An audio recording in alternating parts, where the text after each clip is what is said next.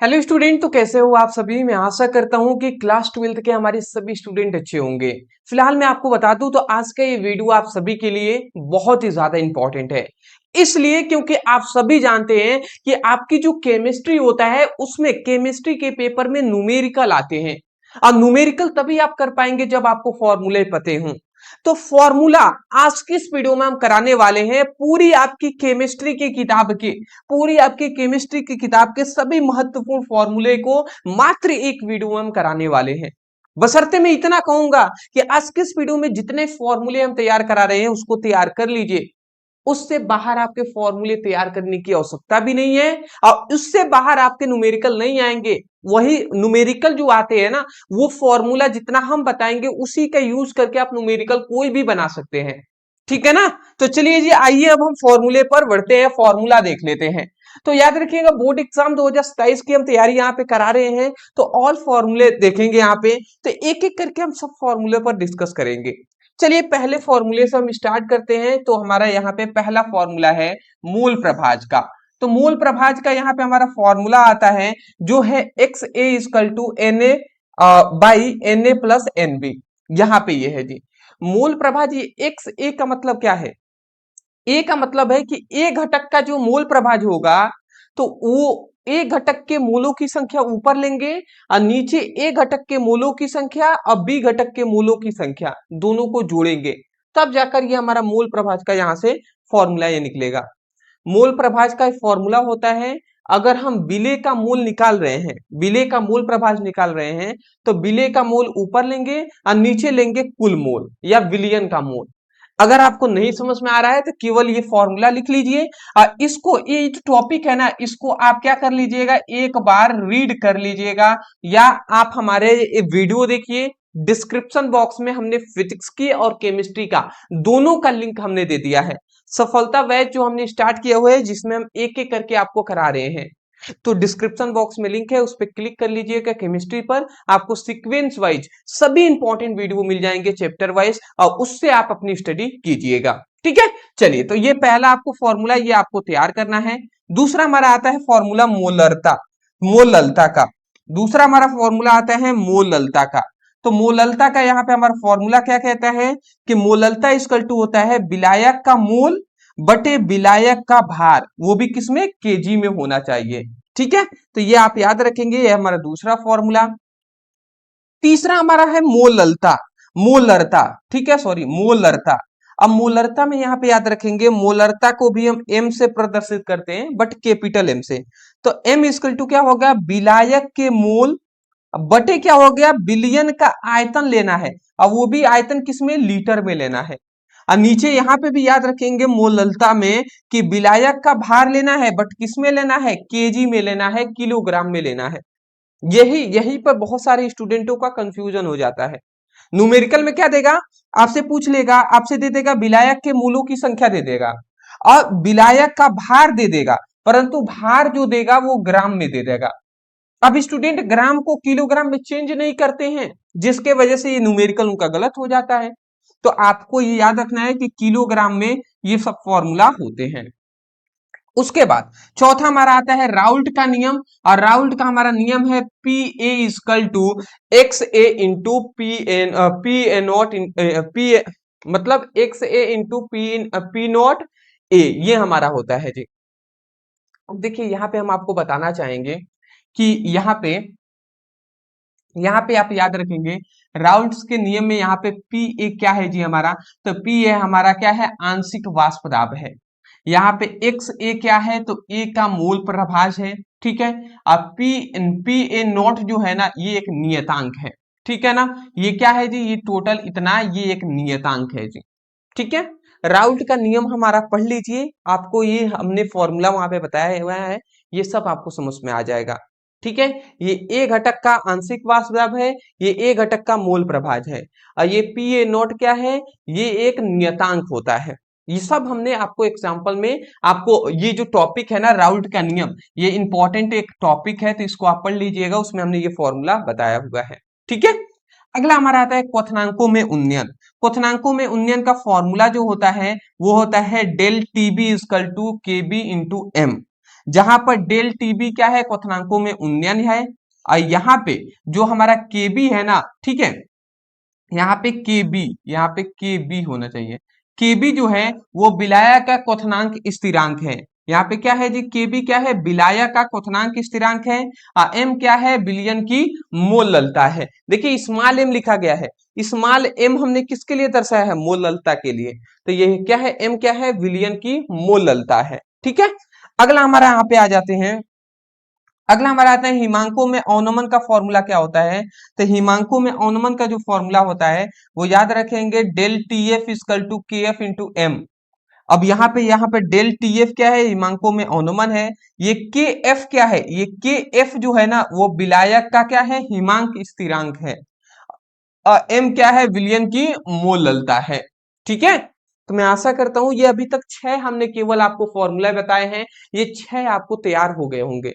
आपको कुछ करना नहीं है, पहले तो आपको आपको इसका स्क्रीनशॉट लेना है और नोट डाउन कर लीजिएगा। ठीक है, फिर हम आगे अभी और भी न्यूमेरिकल फॉर्मूले बताते हैं। फिर हम अंत में आपको बताएंगे ये भी कि कैसे आप फॉर्मूले से आप न्यूमेरिकल को सॉल्व कर सकते हैं। चलिए स्क्रीनशॉट ले लीजिए, ले लिए, ठीक है जी। नेक्स्ट हम अपने 7th नंबर इंपॉर्टेंट फॉर्मूला पर आ जाते हैं। इंपॉर्टेंट हमारा फॉर्मूला है परासरण दाब का। अब परासरण दाब P इक्वल टू CRT होता है।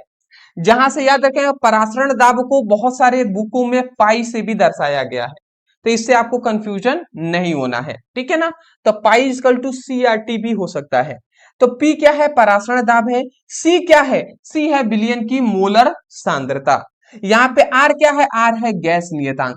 T क्या है, परम ताप है या तापमान भी कह सकते हैं। तो ये आपको पॉइंट याद रखना है।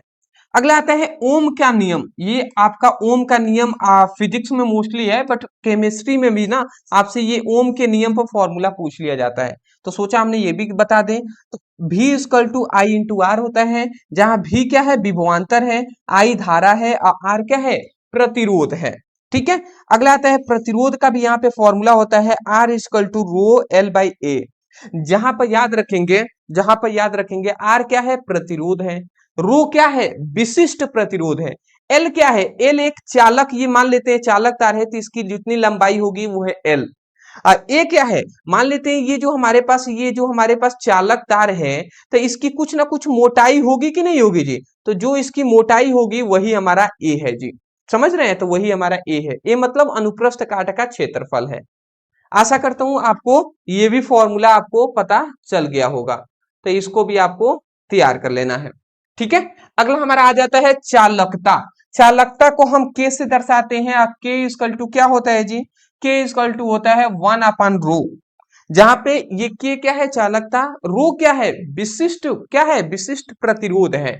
ठीक है, अगला आता है मोलर चालकता का भी फॉर्मूला आपको याद रखना है कि मोलर चालकता का फॉर्मूला होता है, मोलर चालकता चाई एम कहते हैं। तो चाई एम इक्वल टू के इंटू 1000/c होता है। जहां यहाँ पे के क्या है, के हमारा है चालकता, यहाँ पे सी क्या है, सी है हमारा, हम कह सकते हैं मोलर सांद्रता। ठीक है, ये आपको याद रखना है, चाई एम क्या है, मोलर चालकता है। अगला हमारा आता है नेस्ट समीकरण, और इस पर न्यूमेरिकल तो मैंने पूछा ही जाता है, और ये टॉपिक भी बहुत बार पूछा गया है, मतलब हर बार ये पूछ लिया जाता है, नरस्ट समीकरण या निष्ठ समीकरण क्या होते हैं। तो नष्ट समीकरण E equal to E naught minus 2.303 RT by NF log 1/mn plus होता है। अब यहाँ पे देखिए E क्या है, E है मानक, E क्या है, इलेक्ट्रोड विभव है। ठीक है, ये क्या है, इलेक्ट्रोड विभव। ई नोट क्या है, मानक इलेक्ट्रोड विभव। यहाँ पे 2.303 ये तो एक कांस्टेंट है। R क्या है जी, R यहाँ पे गैस नियतांक है। यहाँ पे R क्या है जी, R क्या है, गैस नियतांक है। T क्या है, परम ताप है। N मूलों की संख्या है। F क्या है, फैराडे नियतांक है। और यहाँ पे Mn प्लस क्या है, धातु आयनों की सांद्रता है। तो चलिए आप इसके स्क्रीनशॉट ले लीजिए, स्क्रीनशॉट। नेक्स्ट हमारा आता है अगला, अभिक्रिया की दर। अभिक्रिया की दर को हम पाई से, अभिक्रिया के जो दर होता है, ये अभिक्रिया की दर का फॉर्मूला यहाँ पे गलत लिख दिया गया है। चलिए कोई नहीं जी, अभिक्रिया का दर यहाँ पे ये हमारा 13 नंबर छोड़िए, 14 नंबर आप याद रख लीजिएगा। प्रथम कोटि की अभिक्रिया के लिए वेग स्थिरांक का जो फॉर्मूला होता है वो क्या होता है, k equal to 2.303 by t log 1 upon a log a by a minus x होता है, जहां पर ये k क्या है, वेग स्थिरांक है, t क्या है, t है हमारा हम समय कह सकते हैं, a क्या है, a हमारा क्या है जी, a है हम कह सकते हैं अभिकारक है, ठीक है ना, अभिकारकों की संख्या, x क्या है, वियोजन की मात्रा है, ठीक है। अगला हमारा आता है अर्ध आयु काल, अर्ध आयु काल को हम टी हाफ से दर्शाते हैं और t half equal to 0.693 by k होता है, जहां के क्या है, वेग स्थिरांक है, ठीक है ना। चलिए तो आप इसका स्क्रीनशॉट ले लीजिए, ले लीजिए स्क्रीनशॉट। चलिए जी, तो आज हमने क्या देखा है, आज हमने जितना यहाँ पे हमने फॉर्मूले बताए हैं, इसी फॉर्मूले को आपको तैयार कर लेना है। केवल आप इतना तैयार कर लेते हैं, न्यूमेरिकल में 100% कह रहा हूं कि यहीं से आएंगे, आपको टेंशन लेने की आवश्यकता नहीं है। फिलहाल अगर आप हमें सोच रहे हैं कि सर कैसे न्यूमेरिकल पूछे जाते हैं ये भी बता दीजिए, तो अगर आप चाहते हैं कि न्यूमेरिकल पर हम वीडियो लाएं, तो आपका एक चैप्टर तो हमने केमिस्ट्री का कंप्लीट कर ही दिए हैं, तो अगर न्यूमेरिकल पर आप चाहते हैं तो कमेंट में आप हमें लिख दीजिएगा कि class 12th chemistry chapter 1 numerical पर वीडियो लाइए। क्या लिखेंगे जी, आपको यही लिख देना है, केवल आपको केवल इतना ही लिख देना है, मैं यहाँ पे लिख दे रहा हूं, आप लिखेंगे 12th केमिस्ट्री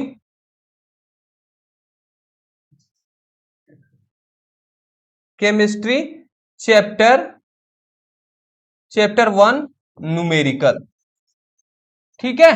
तो इतना तो आप लिख ही देते हैं, इतना आप लिखकर अब सेंड कर दीजिएगा हमारे कमेंट सेक्शन में, मैं जैसे ही देख लूंगा, तो अगर हमारे प्यारे स्टूडेंट कमेंट करते हैं तो मैं जरूर लाऊंगा न्यूमेरिकल, अब वो भी कल ही हम ला देंगे।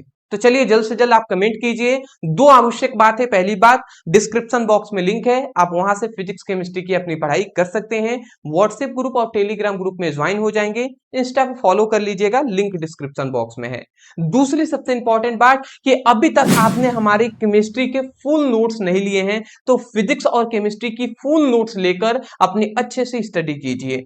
देखिए हमने फिजिक्स केमिस्ट्री का फुल नोट्स बहुत ही सिंपल लैंग्वेज में हमने आपको बनाया हुआ है, प्रोवाइड हमने किया हुआ है, तो इसको लेने के लिए ओनली कितना है जी, ओनली 199 में फिजिक्स केमिस्ट्री दोनों के मिल जाएंगे। अगर आप केवल मार्केट में एक बुक खरीदने जाते हैं फिजिक्स की, जो कि हार्ड लैंग्वेज में बुक होती है, तो वो आपको 300-400 में मिलेंगी। हम केवल फिजिक्स केमिस्ट्री दोनों का हम 199 में दे रहे हैं, सिंपल लैंग्वेज में। पीडीएफ नोट्स है व्हाट्सएप पर सेंड कर दिए जाएंगे, इसको लेने के लिए नीचे व्हाट्सएप नंबर है, इस नंबर पर मैसेज कर लीजिएगा, या फोटो में आपको नंबर दिखाई दे रहा होगा, उसमें मैसेज करके कहिएगा सर हमें क्लास 12 फिजिक्स केमिस्ट्री का फुल नोट्स चाहिए। जैसे ही मैसेज करते हैं तुरंत आपको स्कैनर दिया जाएगा, पेमेंट करेंगे, तुरंत आपके व्हाट्सएप पर पीडीएफ नोट्स सेंड कर दिए जाएंगे। तो मैं आशा करता हूं आप समझ गए होंगे। Thank you so much for watching this video. Thank you ji, thank you.